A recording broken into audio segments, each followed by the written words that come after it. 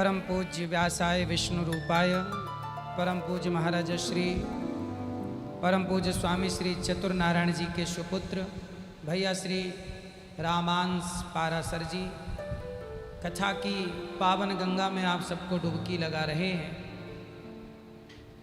और ये महाराज जी का संस्कार ही है कि बच्चे सही दिशा में आगे बढ़ रहे हैं। जब पिता पुण्यात्मा हो तो कहते हैं बाढ़ें पूत पिता के धर्मा, माता पिता के पुण्य से पुत्र की वृद्धि होती है।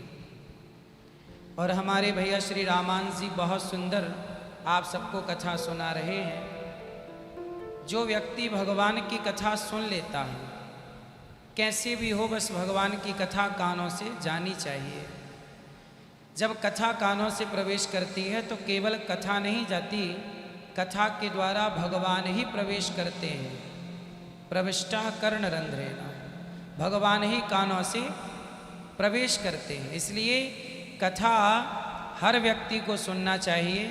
और जब महाराज जी कथा सुना रहे हैं तो दिव्य वाणी और दिव्य ज्ञान से भरी हुई कथा आपको सुना रहे हैं, जो कथा हम सबके जीवन में एक परिवर्तन लाकर खड़ा करती है। कथा का मतलब है परिवर्तन। यदि कथा से परिवर्तन नहीं हुआ तो फिर कथा का कोई अर्थ नहीं है। इसलिए हमारे यहाँ कथाएं समाज को बदलने का काम करती हैं। जिसके हृदय में निराशा है उसके हृदय में आशा जागती है कथा से। जिसके हृदय में क्रोध है उसके हृदय में शांति जागती है कथा से। जिसके हृदय में लोभ है उसके हृदय में पुण्य जागता है कथा से। इसलिए कथा पाप से मुक्त करती है।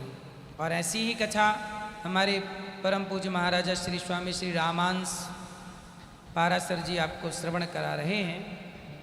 तो भगवान प्रथम बार आप कथा कर रहे हैं, प्रथम बार व्यास गद्दी पर आप विराजे हैं और प्रथम बार ही आपकी वाणी आप सबको हम सबको कथा की गंगा में डुबा रही है। सत्संग बहुत आवश्यक है।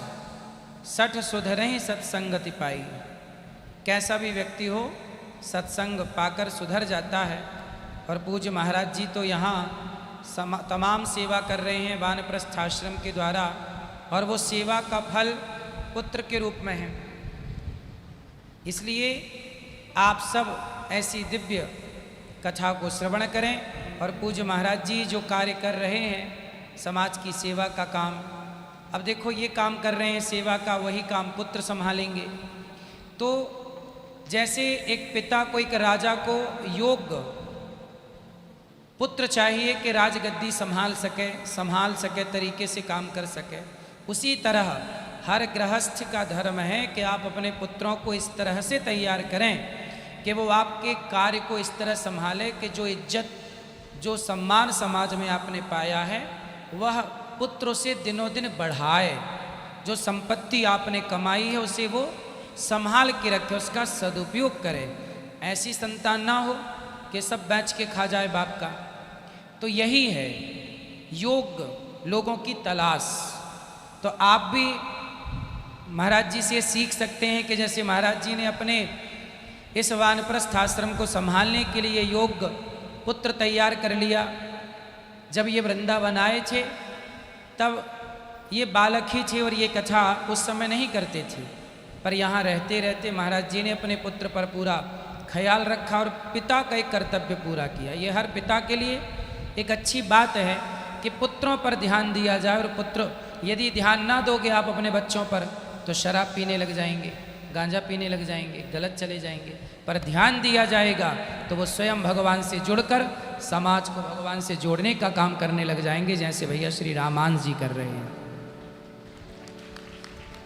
यही भगवान से प्रार्थना है कि ये सदा इसी तरह भगवान की कथा सुनाते रहें, सदा भगवान की भक्ति में आप सबको डुबाए रखें, प्रेम बरसता रहे। यही भगवान से मंगल कामना है। सभी आप प्रसन्न रहें, सदा यही कथा का क्रम भगवान बनाए रखें और आप सब इसी तरह समाज की खूब खूब सेवा करें।